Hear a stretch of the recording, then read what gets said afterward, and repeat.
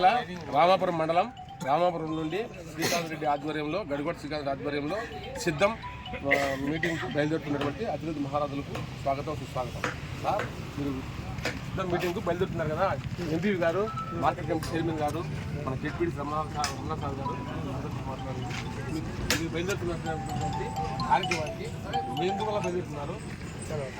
ఇప్పుడు సిద్ధం కోసం అనంతపురం పోతున్న దానికోసము ప్రతిపక్షాలన్నీ మొత్తం టోటల్ అందరూ కూడా ఏకమైన దానికి మా జగన్మోహన్ రెడ్డి సిద్ధము అనే దానికి ప్రతి ఒక్కరికి సిద్ధము అనే దానికి ఏ దానికైనా సిద్ధము అనే దానికి పెట్టినాము. ఒక 5 లక్షల జనాభా ఉంటారు. ఇది తెలుగుదేశం కానీ ప్రతిపక్షాలు మొత్తం ఆ జనాన్ని చూసి ఇంట్లో అడలై కూర్చోవాల్సిందిగా అంతేనా సార్? ఏమైనా టికెట్ టికెట్ మా ఎమ్మెల్యేకి కన్ఫామ్ టికెట్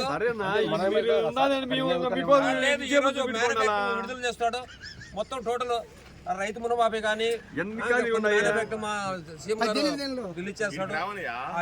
అన్ని తర్వాత ప్రతిపక్షాలు మొత్తం టోటల్ మా మ్యానుఫ్యాక్చరింగ్ చూస్తానే అందరూ కూడా ముడుకు పుట్టి అంటే మెయిన్ సార్ ఏంటంటే ఈ సిద్ధమని మీటింగ్ దానివల్ల ఎందువల్ల ఈ మీటింగ్ జరుపుతున్నారు? లేదండి, ఇప్పుడు మేము రాయలసీమలో ఒక 4-5 జిల్లాలు కలుసుకొని ఒక చాట పెడుతున్నాము. అందరూ కూడా కలుసుకొని ఒక ఎమ్మెల్యేలు కానీ ఒక క్యాండిడేట్ కావాల్సిన వాళ్ళు కానీ ప్రతి ఒక్కరు కూడా సీఎంను కలిసి వాళ్ళ మొత్తం టోటల్ రైతులు ప్రతి ఒక్కరు వచ్చే ప్రజాప్రతినిధులకు అందరికీ కానీ రైతులు కానీ మా జగన్మోహన్ రెడ్డి చేసే మ్యానుఫ్యాక్చరింగ్ మొత్తం రిలీజ్ చేస్తాడు.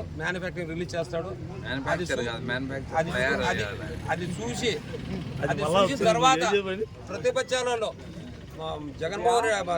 పవన్ కళ్యాణ్ కానీ చంద్రబాబు నాయుడు కానీ షర్మిలమ్మ కానీ బీజేపీ కానీ అందరూ కూడా అడలు కావాల్సిందే. మా ప్రజలు ఎప్పటికీ జగన్మోహన్ రెడ్డికి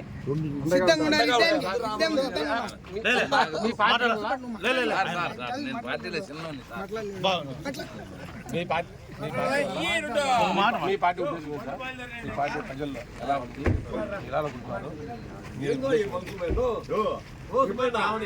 ప్రభుత్వ పథకాలన్నీ కూడా ప్రజలకు అందరికీ వెళ్ళాయి.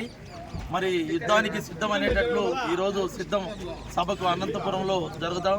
ఈరోజు రాయచోటి నియోజకవర్గంలో మన గౌరవ ఎమ్మెల్యే శ్రీకాంత్ రెడ్డి గారి ఆధ్వర్యంలో, అందులో గౌరవ ఎంపీపీ గారు మార్కెట్ చైర్మన్ జెడ్పీటీసీ ఆధ్వర్యంలో రామాపురం మండలంలో కూడా ఈరోజు ప్రజాప్రతినిధులు అందరం కూడా బయలుదేరడం జరుగుతూ ఉంది.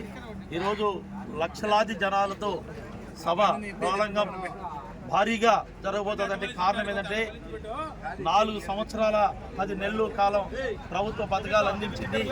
రేపు మళ్ళీ ఏం చేయాలనేటువంటి ఆలోచనతో 98% నవరత్నాల్లో అయిపోయినాయి. ఇంకా 2% కూడా మిగిలినటువంటి వాళ్ళకు కూడా ఏం చేస్తే బాగుంటుంది అనేటువంటి ఆలోచనతో గౌరవ ముఖ్యమంత్రి గారు ఈరోజు సభలోని మనం అందరం కూడా వినబోతాం.